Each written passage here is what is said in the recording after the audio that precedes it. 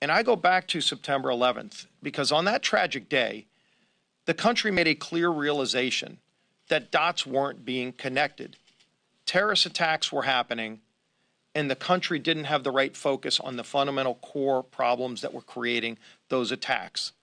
And airplanes were used that day as the weapon to kill thousands of people and to inflict terror on our country.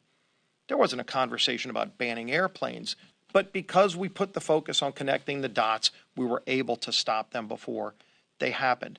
That's the focus we need to have.